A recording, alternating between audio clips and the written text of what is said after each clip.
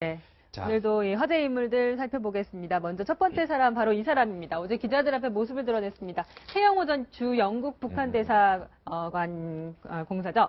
네, 이분이 이 김정은 정권 소멸시키는 것이 목표다 이런 강한 발언을 어제 쏟아냈는데요. 그런데 이 태전 공사가 북한에 있을 적 눈물을 쏟게 했던 사람 바로 한국의 동아일보 기자죠. 주성아 기자의 칼럼을 읽었다고 이렇게 얘기를 했습니다. 그렇죠. 네. 이 탈북자 출신이죠. 네. 탈북자 출신인데 이제 여기서 서울에서 쓰는 평양 이야기라고 네. 해서 사실은 본인이 평양에서 겪었던 얘기들을 쭉 썼으니까 아마 태영호 공사로서는 그런 얘기들이 자기의 경험과 이렇게 오버랩되면서 굉장히 많은 공감을 불러일으켰던 것 같아요. 네. 그래서 네. 이제 태영호 전 공사 같은 거 그걸 봐가면서 나도 참 눈물도 흘리고 자기 아들들도 적으면서 굉장한 감동을 느꼈다. 근데 저것뿐만 아니고 여기에 보면 또 이만갑 채널에 이만갑 네. 프로 같은 거 있지 않습니까? 그런 것도 빠지지 않고 챙겨서 본다. 이렇게 얘기를 했더군요. 네. 관련된 이 태영호 전 공사의 어제 얘기 들어보시고 오겠습니다.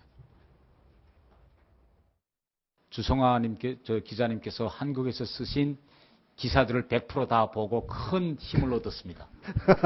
또 기자님께서 한국에 처음 와서 정착하실 때 컨테너에 가서 이 무더운 여름철 박수를 나르면서 그 땀을 흘리면서 한 치 한 치 한국 사회를 터봐 올라갔다는 것이 커다란 힘과 용기가 되었습니다.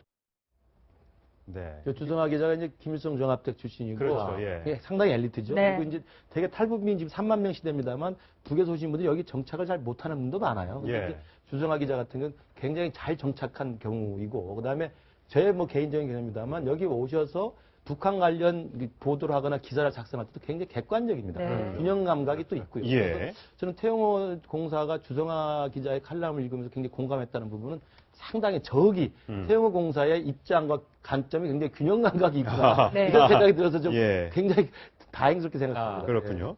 그런가 하면 태영호 공사는 한국 드라마를 굉장히 즐겨본다고 얘기를 했습니다. 역시 이 정부가 많이 북한에 유입되면 유입될수록 북한의 붕괴 속도도 빨라질 것이다 얘기했는데 그 얘기도 직접 들어보시겠습니다. 네. 공부를 한 이런 사람들은 역사물 영화를 좋아합니다. 예를 들면 불멸의 이순신이라든가 육령의 나라세 이런 영화를 좋아하고 일반 주민들은 겨울 영화라든가 가을 동화 북한 애들은 지금 너무 한국 영화 드라마 봐서 말투도 이제는 한국식으로 변하고 있어요. 예를 들면 북한에 없던 말투 처녀총각이 연애할 때 자기야 오빠야 이런 말투는 우리 때는 없었거든요. 네. 최면평론가님, 저는 네. 이 태전 공사 보면서 느낀 게 저희가 생각하는 그 북한 공무원들의 그런 모습이잖아요. 딱딱한 모습이 아니라 유머도 있는 것 같고 좀 세련된 것 같아요. 그러니까 북한 출신인데 네. 엘리트라고 아까 말씀하셨지만 네. 또 유럽 생활을 오래 했잖아요. 예. 그러니까 주영 북한 대사관의 공사 아닙니까?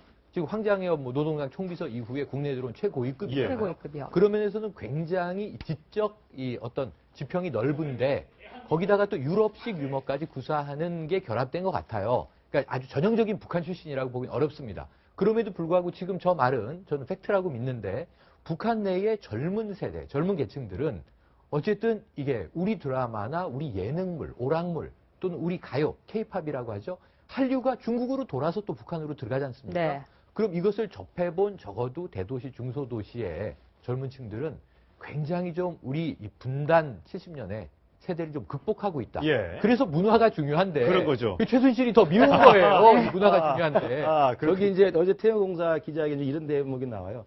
이 정보가 계속 들어가면 물 젖은 담벼락처럼 한순간에 무너질 거죠. 맞아요. 그러니까 네. 다 아시잖아요. 담벼락에 물이 스물스물 들면 굉장히 강해 보이지만 살짝 밀면 무너지지 않습니까? 예. 그렇게 이제 북한 체제가 이제 정보 유입이 되면 물 젖은 담벼락처럼 무너진다고 그랬는데 정말 옳은 이야기를 생각하고 그렇기 때문에 사실은 남쪽의 케이팝이나 한류 드라마에 북측 사람들이 열광하는 것이 마음속으로 남쪽을 받아들이는 거거든요. 예. 동서독 통일됐을 때 동독이 민주화된 다음에 동독 주민들이 나서서 서독을 택했던 이유가 뭡니까? 이미 70년대부터 동독 사람들이 서독의 TV를 시청을 할 수 있었단 말이에요. 그러니까 그러면서 본다면 남북 간의 이 문화교류를 통해서 북한 주민들이나 또 남쪽 사람이나 서로 상대방의 TV를 다 볼 수 있게 해주는 것도 예. 중요한 방법이고 예. 물 젖은 담벼락처럼 무너진다는 말 저는 굉장히 감동을 받았어요. 그러니까 이 정보를 유입하는 문제에 대해서는 장기적으로 우리가 굉장히 생각을 해보는 네. 거라고 생각합니다. 아니 그렇긴 한데 사실은 북한도 저걸 알아요. 그 문화의 힘이라는 게 어느 정도라는 걸 알기 때문에 북한에 가면 이거를 뭐라고 그러냐면 자본주의 날라리풍이라고 얘기하는 예, 거예요. 예, 그렇죠. 그래서 이 단속을 어마어마하게 합니다. 그래서 이거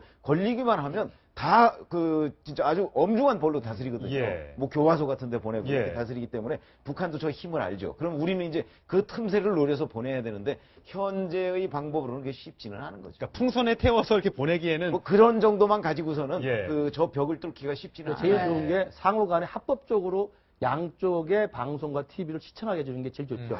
동독은 문화협정을 맺어서 그렇죠. 북한이 그건 절대 안 하는 북한이 그런 하기는 좀 어려울 것 같긴 합니다. 그런가 하면 어쨌든 북한에서는 계속해서 공포 정치를 일삼고 있다고 합니다. 그렇죠. 아버지 김정일 때와는 김정은의 공포 정치는 차원이 다르다고 하는데 네. 그 얘기도 직접 들어보시겠습니다. 이 기관총꿀 앞을 자기 가슴이 통과해서 지나간다고 가정해 보시오.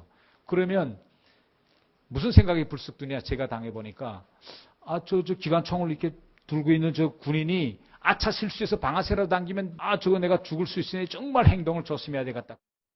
그러니까 과거에는 이제 김일성 광장에 사람들을 모아놓고 뭔가 행사를 벌일 때 김정일 시대에는 그 군인들이 깍듯하게 줄을 서십시오 이렇게 해서 들여보냈는데 지금은 김정은이 혹시 시라도 당할까봐 총불이 실탄 든 거 들고 일일이 검열을 한다는 거 아니겠습니까? 저런 모습이 계속될 경우에는 김정은 정권도 오래 가지 못할 것이다라고 얘기를 하고 있습니다. 그러니까 공포정치라고 하는 건데요. 공포정치는 가장 큰 효과가 뭐냐면 권력을 가지고 있는 엘리트들, 그러니까 당의 핵심 간부들이겠죠. 엘리트들에게 공포심을 조장해서 감히 저항할 수 없도록 무력화시키는 거예요. 예. 원천적으로 봉쇄하는 겁니다. 그러니까 지금 우리가 북한 체제의 변화에 대해서 많은 전망을 하지만 그리고 이제 공포정치 때문에 엘리트들의 이 정치적 이반이 계속 가속화되고 있지만 이들이 조직적으로 자, 한번 내가 김정은한테 저항해야 되겠다. 저항 자체를 못하게 하는 것이 지금 공포정치 가장 큰 효과예요. 근데 예. 저게 단기적으로 효과가 있는 거죠. 지금 그만 말씀을 하시잖아요. 예. 기관총이 나를 겨누고 있는데 어떻게 저항하겠느냐. 예. 그렇지만 저 단기적 효과가 저런 식의 이탈, 저런 식의 권력 엘리트의 어떤 균열이 계속 커지면 그 자체가 권력 자체를 장기적으로 불안정하게 만드는 효과가 있죠. 망명을 결심할 때 아들에게 했다는 얘기가 전 짠하고 와닿는데 저희 조부모님도 평양에서 네. 이 해방된 직후에 이제 월남을 한 월남민, 실향민입니다. 그런데 아들아, 노예 사슬을 끊어주마. 그리고 이제 탈북을 감행한 거 아니에요? 저 마음이 뭐 태용호 공사만이겠습니까? 지금 말씀하신 대로 북한 주민들에게 그 자유에 대한 갈망이 생기면 총으로 막지 못한다는 거는 이미 소비에트가 역사적으로 그렇습니다. 증명을 했습니다. 네. 네.